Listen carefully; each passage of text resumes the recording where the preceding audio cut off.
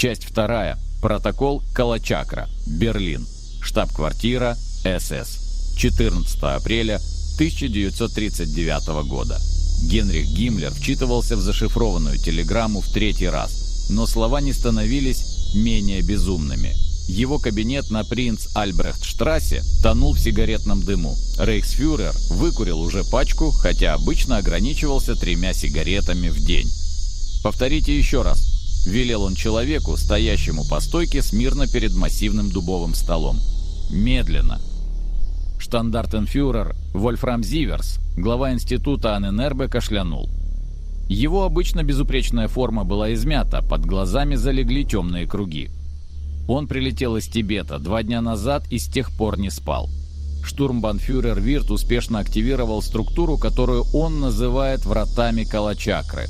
После жертвоприношения обелиск стал проницаемым. Разведывательная группа из 6 человек вошла внутрь, и 4 вернулись через 8 минут.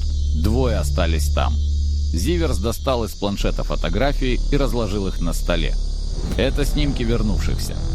Гиммлер взял одну фотографию и замер. Человек на карточке был узнаваем. Ефрейтор Ханс Мюллер, 23 года, уроженец Дрездена. Но его лицо... Кожа покрылась чешуйчатым узором, который переливался на свету. Глаза стали полностью черными, без белков и зрачков, а из плеча росло нечто похожее на щупальце с присосками, которого определенно не было при отправке. «Was zur Hölle?» Они изменились, херр Райхсфюрер. Физически, ментально. Мюллер говорит на языке, которого нет ни в одном архиве. 2 других начали светиться в темноте. 4-й... Зиверс сглотнул. 4-й растворился в воздухе через час после возвращения. Просто перестал существовать, атом за атомом. Гиммлер отложил фотографию. Его руки были абсолютно спокойны. Знак человека, принявшего решение. Что говорит Вирт? Он утверждает, что за вратами бесконечность. Параллельные реальности, каждая со своими законами физики. Некоторые населены сущностями, разумными, но настолько чуждыми, что контакт с ними меняет саму ткань человека. Зиверс помолчал. Он также говорит, что нашел там технологии, оружие, которое делает атомную бомбу детской игрушкой. Тишина повисла плотная, как свинец. За окном грохотали марширующие сапоги. Рота СС проходила парадным строем. Обыденность момента контрастировала с безумием разговора. Мнение экспертов профессор Хайзенберг отказывается комментировать без личного осмотра. Доктор фон Браун требует образцы этих технологий. Но Вирт не позволяет никому приближаться к вратам без его разрешения. Он изменился, херр Райхсфюрер. Символы на его теле распространяются. Он почти не спит, не ест. И он говорит вещи... Какие вещи? Что врата были открыты раньше, тысячелетия назад, что все мифы о богах, демонах, чудесах всего лишь воспоминания о контактах с тем, что лежит по ту сторону, что арийская раса получила свое превосходство именно оттуда, из первого контакта. Зиверс встретил взгляд Гиммлера. «И что мы можем взять больше? Намного больше». Гиммлер встал и подошел к окну. Берлин раскинулся внизу. Город, который скоро должен был стать столицей новой империи, тысячелетнего рейха. Но тысячелетие – ничто по сравнению с вечностью. «Организуйте транспортировку», – произнес он ровно. Вирт и вся его команда возвращаются в Германию. Врата тоже. Я не знаю как, но вы найдете способ. Соберите лучших инженеров, физиков, оккультистов. Уровень секретности выше, чем у ядерной программы. Это будет стоить... Мне плевать на цену. Гиммлер обернулся, и Зиверс отступил на шаг, увидев огонь в глазах рейхсфюрера. Мы стоим на пороге чего-то такого, что перечеркивает все остальное. Если эти врата действительно дают доступ к другим мирам, к другим технологиям, мы станем богами, Зиверс. Настоящими богами. И когда фюрер узнает об этом, он не закончил.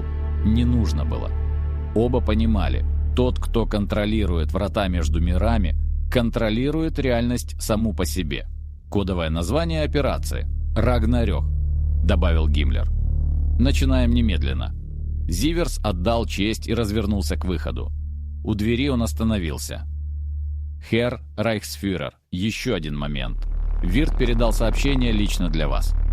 «Какое?» — он сказал. «Они знают, что мы там, и они наблюдают». Дверь закрылась с мягким щелчком. Гиммлер остался один, глядя на фотографии изменившихся людей. В глубине души, в месте, которое он тщательно прятал даже от самого себя, шевельнулось нечто темное и холодное. Страх. Тибет. Долина Шамбалы мертвых. Тем же вечером Вирт сидел у обелиска, положив ладонь на холодный камень. Символы на его коже теперь покрывали уже половину тела, вползая по шее к лицу тонкими светящимися линиями. Он больше не чувствовал холода, не чувствовал голода. Чувствовал только связь. Врата шептали ему. Не словами, образами, которые взрывались в мозгу, как вспышки света. Он видел бесконечный коридор реальностей, каждая из которых была дверью в следующую. Миры, где небо было жидким, а земля дышала. Миры, населенные сущностями из чистой математики, которые питались информацией. Миры войн, где бесконечные армии сражались миллионы лет. И он видел их, наблюдателей. Существа, которые жили между мирами, в промежутках реальности. Они были старше времени, больше пространства, и они смотрели на него сейчас. Через миллиард измерений их внимание давило на сознание, как вес океана. «Что вы хотите?» – прошептал Вирт в пустоту. Ответа не было, только холодное знание, которое просачивалось в его разум. Ты открыл то, что должно было остаться закрытым. Теперь ты принадлежишь нам, как и твой мир. Вирт улыбнулся. Кровь текла из его носа, но он не замечал. В его голове рождался план. Грандиозный, ужасающий, прекрасный. «Нет», — произнес он громко, — «это вы. Принадлежите нам». И врата ответили пульсом черного света, который заставил всю долину содрогнуться.